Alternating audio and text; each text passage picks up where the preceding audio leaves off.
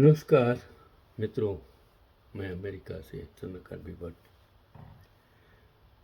पूरे विश्व में कितने लोग पढ़े लिखे हैं, विद्वान हैं, साइंटिस्ट हैं, डॉक्टर्स हैं, इंजीनियर्स हैं, प्रोफेसर्स हैं, एडवोकेट्स हैं।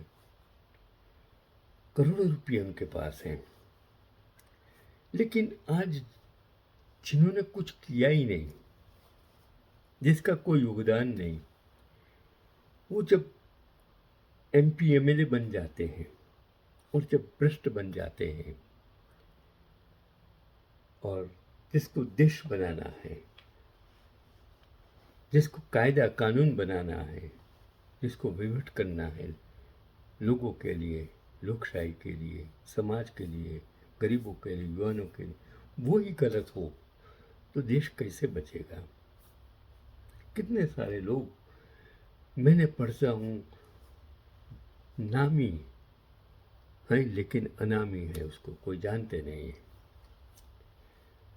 ये इस देश में ऐसे ऐसे लोग मैंने देखे जिसके पास की प्रॉपर्टी शायद गुजरात का बजट से भी ज़्यादा है।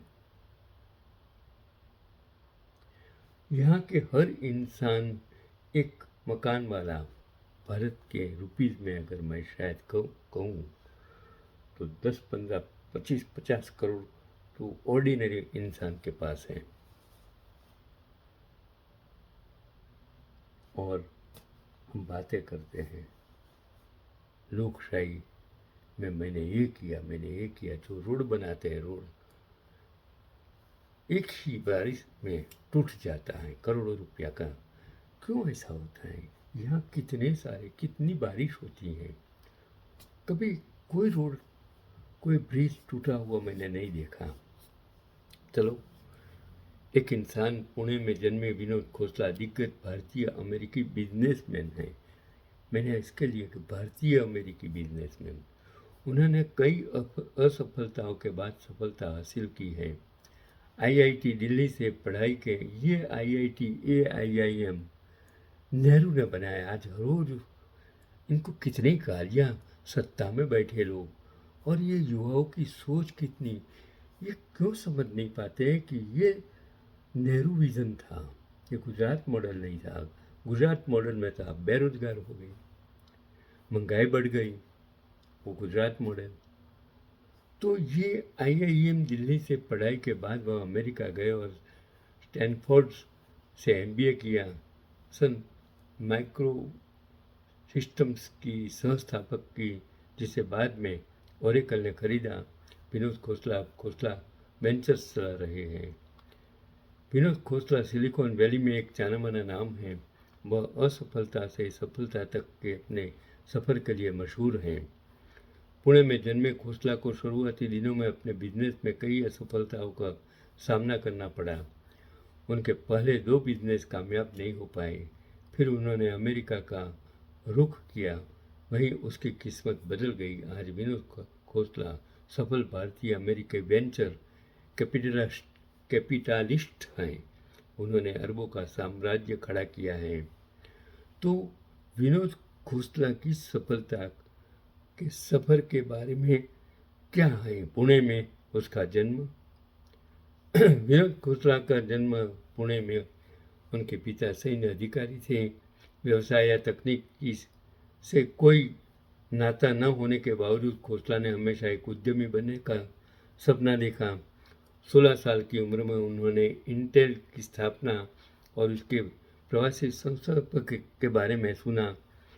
इसने उन्हें अपना खुद का व्यवसाय बनाने के लिए प्रेरित किया और खोसला ने सफल वेंचर स्थापित करने की दिशा में अपनी लंबी और कठिन यात्रा शुरू की।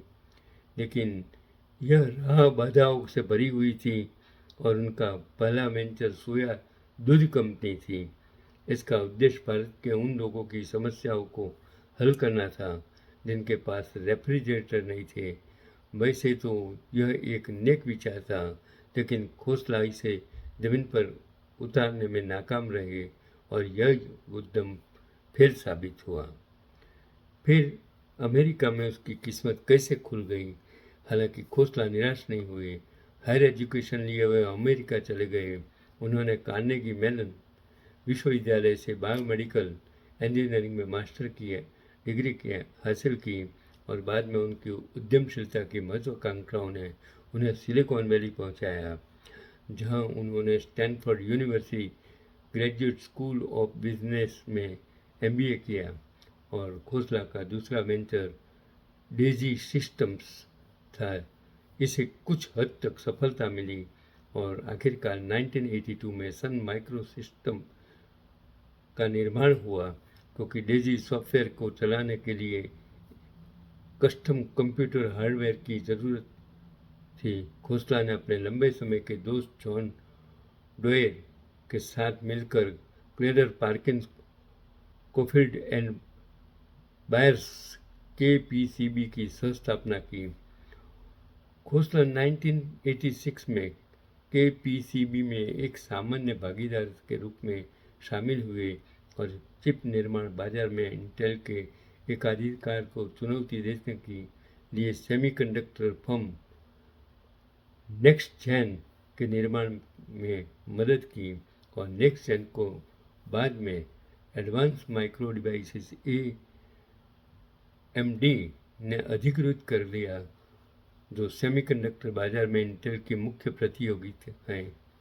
जब 2 दशकों तक कई अभूतपूर्व उपक्रमों में शामिल रहने के बाद 2004 में खोसला ने खोसला वेंचर्स की स्थापना की और यह वह वेंचर कैपिटलिस्ट फर्म है और इस इन्वेस्टमेंट फर्म ने उनकी कुल संपत्ति को आसमान पर पहुंचा दिया और यह करीब 64,325 करोड़ मतलब 7.7 अरब डॉलर के मालिक हैं।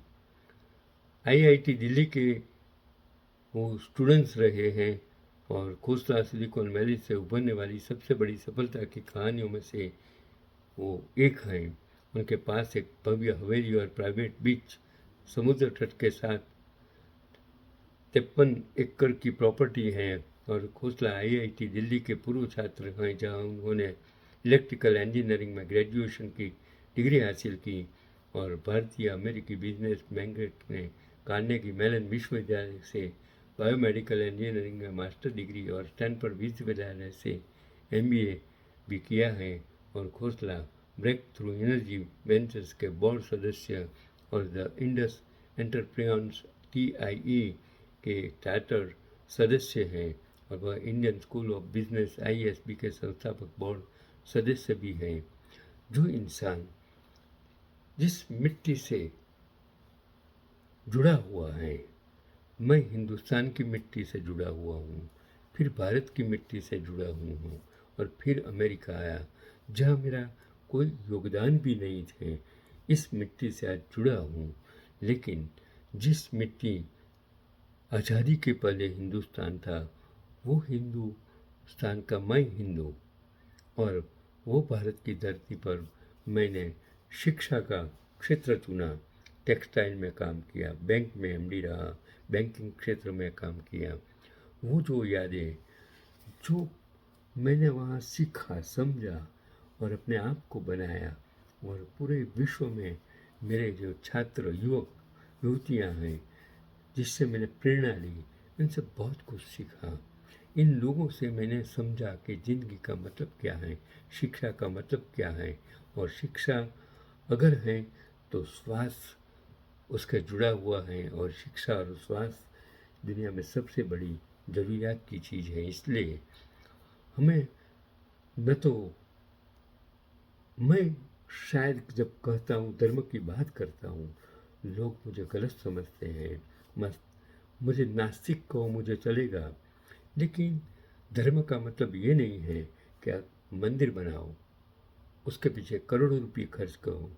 हाँ, आप राम को पूजना चाहते हैं तो राम का भव्य हॉस्पिटल बनाइए, राम का भव्य विश्वविद्यालय बनाइए, उसमें शिक्षा दीजिए, उसमें अच्छे डॉक्टर बनाइए, तो राम का अर्थ सच में जो उसका महत्व है आप समझ पाएंगे।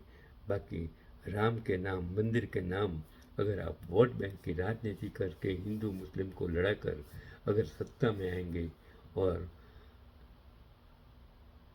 गाय के नाम आप किसी को मार डालेंगे, ये अच्छा नहीं है, ये धर्म नहीं है, ये धर्म कभी ऐसा सिखाता नहीं है। यही आज का पैगाम।